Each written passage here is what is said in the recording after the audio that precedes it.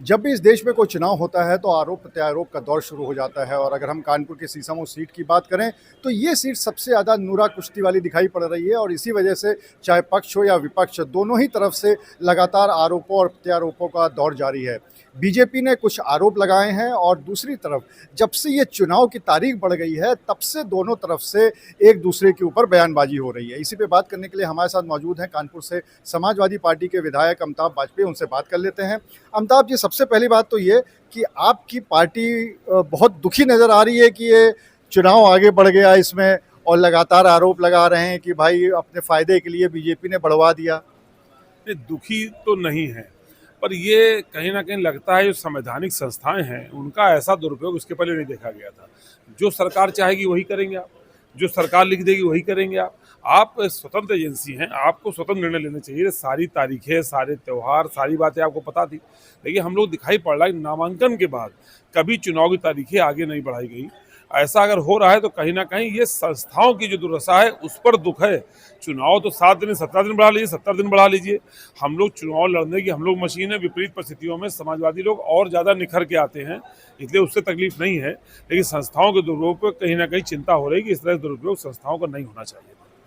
BJP से हमने पूछा था तो बीजेपी का ये कहना था कि हिंदू त्योहारों की वजह से तारीखों को आगे बढ़ाया गया और इस वजह से समाजवादी पार्टी को बहुत दुख है कि अगर हिंदू का त्यौहार था उसकी वजह से बढ़ गया, इसलिए आप लोगों को दुख है। अगर किसी का और का होता तो आप लोगों को दुख नहीं होता। ये बीजेपी का कहना है। अब मैं इन भाइयों से पूछना चाहूँगा, क्या लाल इमली के जो हिंदू मजदूर थे, क्या उनका वेतन इन्होंने दिला दिया है क्या? ये इस तरह की अनर्गल बयानबाजी बातें करके केवल हिंदू मुस्लिम पिच के अलावा इनके पास कोई पिच नहीं है। क्या इन्होंने हिंदू लोगों की बेरोजगारी ख़त्म कर दी है? क्या हिंदू लोगों को चीज़ें कोई सस्ती मिल रही है, महंगाई ख़त्म हो गई है? ये हिंदुओं के हित नहीं करना चाहते। ये हिंदू मुस्लिम की खाई बढ़ा करके बटेंगे और कटेंगे टाइप नारे दे करके ये अपनी राजनीतिक रोटियां सेकना चाहते हैं। त्यौहार कोई हो, समाजवादियों से ज़्यादा खुशी से कोई नहीं मनाता। जो त्यौहार की बात कर रहे हैं वो भी हम लोग खुशी से मनाते रहे हैं, मनाएंगे। और त्यौहार 15 को था, त्यौहार 13 कोई था ही नहीं। इनको अपनी चिंता थी, उनकी अभी अपनी सेटिंग पूरी नहीं हो पाई थी। प्रशासन से उनको रिपोर्ट गई कि आप चुनाव बुरी तरीके से हार रहे हैं। उनको अपने मैनेजमेंट करने के लिए समय चाहिए था, तो उन्होंने अपने मैनेजमेंट का समय लिया है। भाई हमारी चिंता क्यों ली है कि हमारे अभी तक 700 कार्यकर्ताओं पर 107-16 कार्रवाई हो चुकी थी, 200-300 पर और हो जाएगी। अभी तक 15-20 मुकदमे फर्जी लिखे जा चुके हैं, 10-5 मुकदमे फर्जी और लिखे जाएंगे। हमारी केवल चिंता है, लेकिन उनको भी पता रहे कि ये बात हिंदू मुस्लिम की नहीं है, ये बात प्यार की और अहंकार की है कि उनका अहंकार हमारे जनता के प्यार से लड़ा है।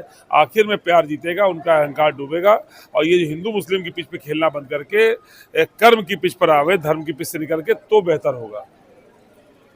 एक अभी बड़े कद्दावर नेता आए थे बीजेपी के, उन्होंने कहा कि समाजवादी पार्टी के समय में गुंडई सबसे ज़्यादा बढ़ जाती है और यहाँ के व्यापारियों को उन्होंने चिताया कि व्यापारियों का शोषण करने वालों का साथ हमेशा समाजवादी पार्टी ने दिया है। ये हमें लगता है जिन नेता की आप बात कर रहे हैं वो कभी ना कभी समाजवादी पार्टी में जरूर रहे होंगे और शोषण करने वालों की लिस्ट में उनका नाम रहा होगा, इसीलिए समाजवादी पार्टी से उनको निकाल दिया गया है। अब वो जहाँ रहें वहाँ खुश रहें कम से कम, लेकिन जहाँ से होकर के आए हैं, जहाँ रह कर के आए हैं, जिस पार्टी ने सम्मान दिया है, उस पर मिथ्या आरोप लगाने से बचना चाहिए था। व्यापारी समाज जितना दुखी आज है उतना दुखी इसके पहले कभी नहीं था। आप जाइए व्यापारियों के बीच में, कहीं खाली पूछ लीजिए कि व्यापार कैसा चल रहा है, स्थितियाँ क्या हैं, पिछले 10 साल में सुधरा है कि बिगड़ा है, आपको उसका जवाब मिल जाएगा।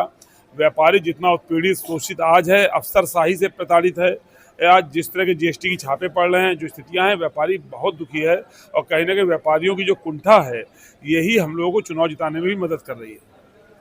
अभी सीएम योगी की तरफ से, उनके ऑफिशियल जो ऑफिस का हैंडल है उसकी तरफ से एक ट्वीट किया गया है जिसमें कहा गया है कि कांवड़ यात्रा के समय में बहुत सारे लोगों ने कहा था कि अगर इधर से निकलेगी तो दंगे हो जाएंगे, तो एक बार हो जाने देते हैं, उस पर क्या कहना?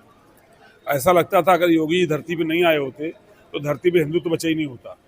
हजारों साल का जो हमारी परंपराएं हैं, जो हजारों साल का हमारा धर्म है, उसकी रक्षा का ठेका वो लोग ले रहे हैं जो खुद रोते थे।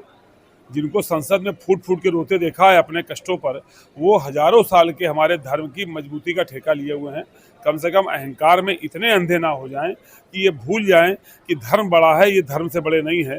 धर्म की रक्षा धर्म अपने आप कर लेता है, धर्म बड़ा मजबूत है। इनको इतना बड़ा ठेकेदार नहीं बनना चाहिए था।